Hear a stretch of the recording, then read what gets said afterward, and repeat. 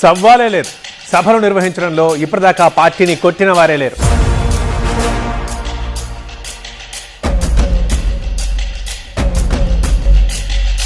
ఆవిర్భావం నుంచి ఉద్యమం దాకా, ఉద్యమం నుంచి అధికారం దాకా భారీ బహిరంగ సభల్ని సక్సెస్ చేయడంలో కారు పార్టీ ట్రాక్ రికార్డ్ వేరే లెవెల్.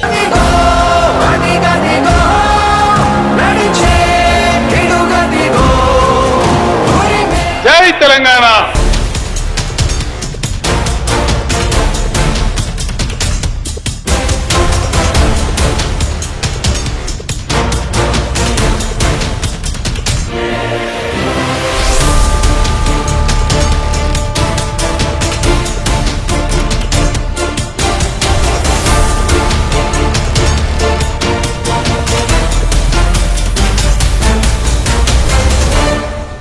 తెలంగాణ అంటే కేసీఆర్ కు ముందు, కేసీఆర్ తర్వాత.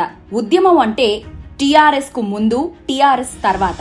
ఉద్యమాన్ని నిర్మించి, తెలంగాణను ఉరికించి, ఉద్యమాన్ని ఊగించి, రాష్ట్ర ఏర్పాటుతో విజయ తీరాలకు చేర్చి 10 ఏళ్లలో రాష్ట్రాన్ని పునర్నిర్మించిన టీఆర్ఎస్, బీఆర్ఎస్ అవతరించి ప్రస్తుతం రజతోత్సవ ఉత్సవాలకు సిద్ధమవుతోంది. 25 ఏళ్లలో ఎన్నో ఆటుపోట్లు, వ్యూహాలు, విజయాలు, అపజయాలు ఎదుర్కొంది. గులాబీ రంగును తెలంగాణకు మారుపేరుగా మార్చిన టీఆర్ఎస్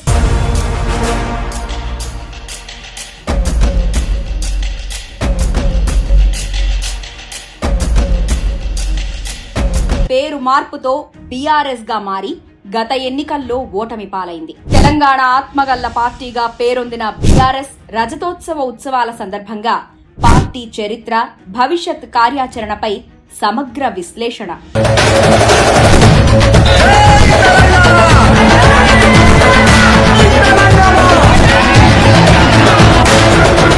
తెలంగాణ రాష్ట్ర సాధనే ఏకైక లక్ష్యంగా ఏర్పాటైన పార్టీ తెలంగాణ రాష్ట్ర సమితి. 2.5 దశాబ్దాల కింద ఏప్రిల్ 27న ఏర్పాటైన తెలంగాణ రాష్ట్ర సమితి ప్రస్థానంలో ఎన్నో ఆటుపోట్లు ఎదుర్కొంది. భారతదేశ రాజకీయ పార్టీల చరిత్రలో విలక్షణ స్థానాన్ని లిఖించుకుంది.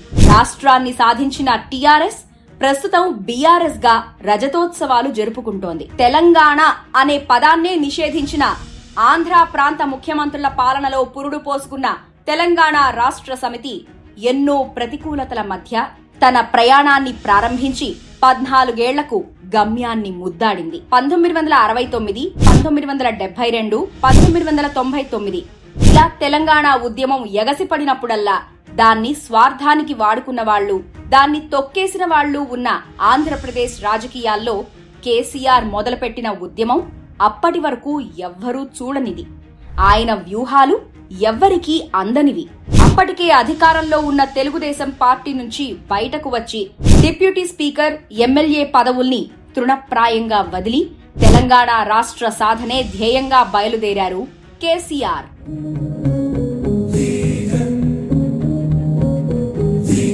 ఈ 3 అక్షరాలు 14 ఏళ్లలోనే దేశ రాజకీయాల్లో పెను సంచలనం సృష్టించాయి. తెలంగాణ నినాదాన్ని పక్కన పెడితే రాళ్లతో కొట్టండని ధైర్యంగా పిలుపునిచ్చిన ఆయన రాష్ట్ర సాధన కోసం గొంగళి పురుగునైనా ముద్దాడుతా అని స్పష్టం చేశారు. రాష్ట్ర ఏర్పాటుపై ప్రజల్లో సడలిపోయిన విశ్వాసాన్ని ఆకాశమంత ఎత్తులో నిలపగలిగారు. కేవలం 2 ఎంపీలతో దేశంలోని 36 పార్టీల మద్దతు కూడగట్టిన ఆయన చివరికి తెలంగాణకు బద్ధ వ్యతిరేకి అయిన చంద్రబాబు, రాజశేఖర్ రెడ్డిలు సైతం మద్దతు తెలిపి తీరాల్సిన అనివార్యతను, ప్రజా రాజకీయ ఒత్తిడిని తీసుకువచ్చారు. 2004లో కాంగ్రెస్ తో పొత్తు పెట్టుకున్న కేసీఆర్ ఆ పార్టీ మేనిఫెస్టోలో యూపీఏ కామన్ మినిమం ప్రోగ్రాంలో తెలంగాణ ఏర్పాటు గురించి ప్రస్తావించేలా ఆ పార్టీని ఒప్పించారు. 2006లో 10 మంది ఎమ్మెల్యేల్ని వైఎస్ రాజశేఖర్ రెడ్డి లాక్కున్నా ఉప ఎన్నికలతో ఉద్యమాన్ని ఉవ్వెత్తున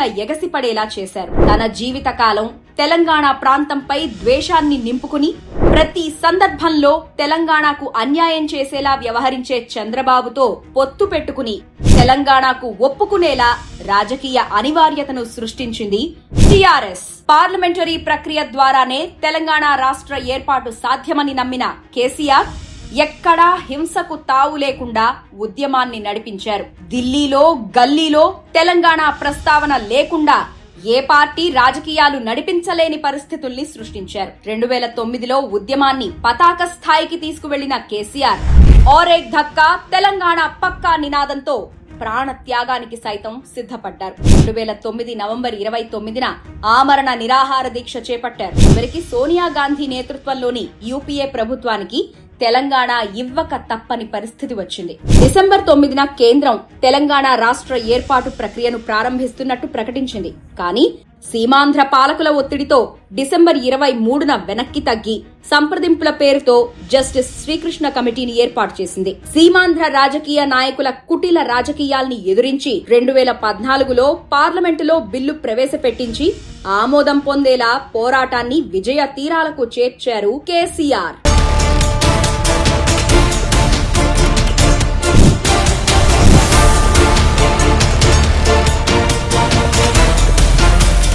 ఉద్యమాన్ని అణిచివేసేలా సమైక్య పాలకులు ప్రయత్నించిన ప్రతిసారి సరికొత్త వ్యూహాలతో మిలియన్ మార్చ్, వంట వార్పు, సాగరహారం, భారీ బహిరంగ సభలు ఇలా ప్రతి దశలోనూ తెలంగాణ రాష్ట్ర ఏర్పాటే లక్ష్యంగా ప్రజానీకాన్ని ముందుకు ఉరికించారు కేసీఆర్.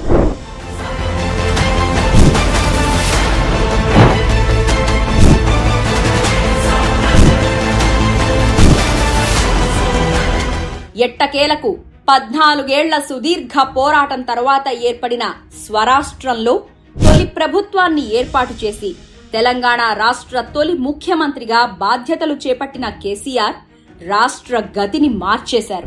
తెలంగాణ రాష్ట్ర ముఖ్యమంత్రిగా నా కర్తవ్యాలను శ్రద్ధతో అంతఃకరణ శుద్ధితో నిర్వహిస్తానని, భయం గాని పక్షపాతం గాని రాగద్వేషాలు గాని లేకుండా రాజ్యాంగాన్ని, శాసనాలను అనుసరించి ప్రజలందరికీ న్యాయం చేకూరుస్తానని దైవసాక్షిగా ప్రమాణం చేస్తున్నాను. నీళ్లు, నిధులు, నియామకాలే నినాదంగా సాగిన తెలంగాణ ఉద్యమ చరిత్రను భవిష్యత్తుకు పునాదిగా వేసుకున్నారు. తెలంగాణకు నీళ్లు, కరెంటు కష్టాలు తప్పవన్న సమైక్య పాలకుల ఆలోచనల్ని, అవహేళనల్ని తప్పని నిరూపిస్తూ కాళేశ్వరం లాంటి భారీ ప్రాజెక్టును నిర్మించిన ఘనత కేసీఆర్ది. 10 ఏళ్ల పాలనలో కనీసం 10 సెకండ్ల పాటు సైతం కరెంటు కోతలు లేని తెలంగాణగా మార్చారు. Rythu Bandhu, Dalit Bandhu, mission Kakatiya, mission Bhagiratha, KCR kit, కంటి చికిత్సలు ఇలా ప్రజా సంక్షేమమే ధ్యేయంగా సాగింది కేసీఆర్ పాలన. ప్రతి జిల్లాకో మెడికల్ కాలేజ్,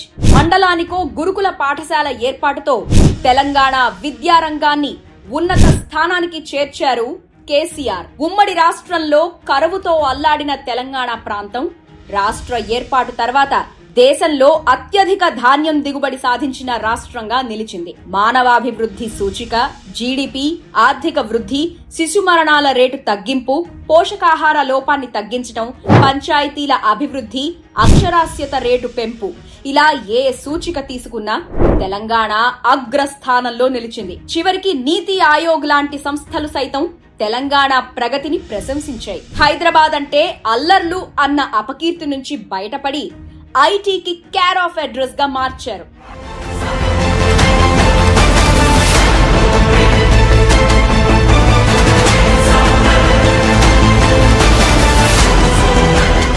దశాబ్దం పాటు అధికారంలో ఉన్న టీఆర్ఎస్ రెండోసారి అధికారంలోకి వచ్చినప్పటి నుంచి కార్యకర్తలు, ప్రజలకు దూరమవటం మొదలుపెట్టింది. నోటిఫికేషన్లు విడుదల చేయటం, ఉద్యోగాలు భర్తీ చేయటంలో విఫలమైందన్న ప్రతిపక్షాల ఆరోపణల మధ్య విద్యార్థుల వ్యతిరేకతను ఎదుర్కొంది. సచివాలయానికి రాకుండా ప్రగతి భవన్ నుంచే పాలన చేస్తున్నారని విమర్శించిన కాంగ్రెస్ ను తిప్పికొట్టలేకపోయింది. ఉద్యమంలో కేసీఆర్ పక్కనున్న వాళ్లు అధికారం వచ్చాక దూరమయ్యారు. కవులు, కళాకారులు, విద్యావంతులు కేసీఆర్ ను వివిధ కారణాల్ని చూపించి వ్యతిరేకించడం మొదలుపెట్టారు. ఈ వ్యతిరేకతను ఆపటానికి కేసీఆర్ కానీ టీఆర్ఎస్ కానీ ఎలాంటి ప్రయత్నం చేయలేదనే చెప్పాలి. తెలంగాణ జేఏసీ అధ్యక్షుడు కోదండరాం లాంటి వాళ్లు సైతం కేసీఆర్ పాలనా శైలిపై తీవ్ర విమర్శలు చేశారు. కాళేశ్వరం ప్రాజెక్టులో భారీ అవినీతి జరిగిందన్న కాంగ్రెస్ ఆరోపణల్ని ప్రజలు సైతం ఆమోదించే స్థాయికి చేర్చారు. రేవంత్ రెడ్డి లాంటి అప్పటి ప్రతిపక్ష నాయకులు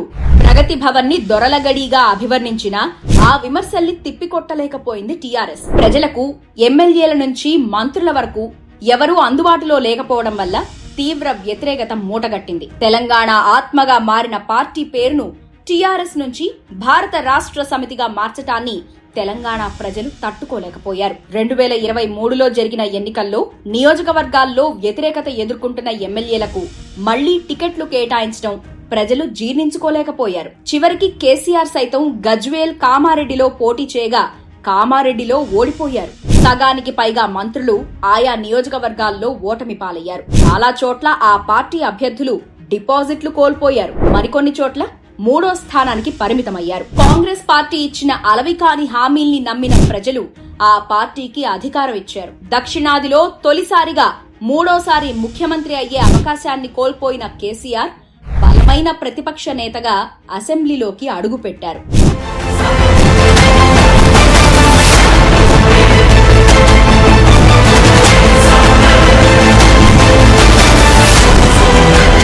కేసీఆర్ సహా బీఆర్ఎస్ నాయకుల ధాటికి ప్రస్తుత కాంగ్రెస్ ప్రభుత్వం, రేవంత్ రెడ్డి తట్టుకోలేకపోతున్నారు. నగచర్ల, హెచ్సియు భూముల వ్యవహారంలో బీఆర్ఎస్ చేసిన పోరాటం మళ్లీ ఉద్యమ స్మృతుల్ని గుర్తు చేసింది. పార్టీ పెట్టినప్పటి నుంచి ఎన్నో అవరోధాలు ఎదుర్కొన్న కేసీఆర్ ఈ ఓటమిని సైతం అధిగమిస్తారని ఆ పార్టీ కార్యకర్తలు విశ్వాసం వ్యక్తం చేస్తున్నారు. ఈ 25 ఏళ్లలో ఎన్నో ఆటుపోట్లు, ఎత్తుపల్లాలు చూసిన ఆ పార్టీ వచ్చే శాసనసభ ఎన్నికల్లో గెలవాలని చూస్తోంది. కాంగ్రెస్ ప్రభుత్వం ఇచ్చిన హామీల్ని నెరవేర్చలేక ఆపసోపాలు పడుతోంది. రేవంత్ రెడ్డి అసమర్థ పాలనని గమనిస్తున్న బీఆర్ఎస్ అందివచ్చిన అవకాశాల్ని సద్వినియోగం చేసుకుంటోంది. తెలంగాణ ఆత్మగల్ల పార్టీగా పేరొందిన బీఆర్ఎస్ తెలంగాణ ప్రయోజనాలు కాపాడే పార్టీగా ప్రజల మనసుల్లో నిలిచే ఉంది. గతంలో జరిగిన తప్పిదాల్ని సరిదిద్దుకుంటే అవకాశం ఇచ్చేందుకు ప్రజలు సిద్ధంగా ఉన్నారు.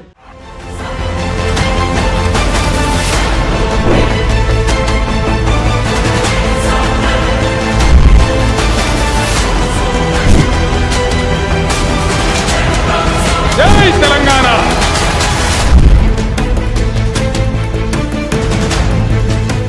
జై తెలంగాణ.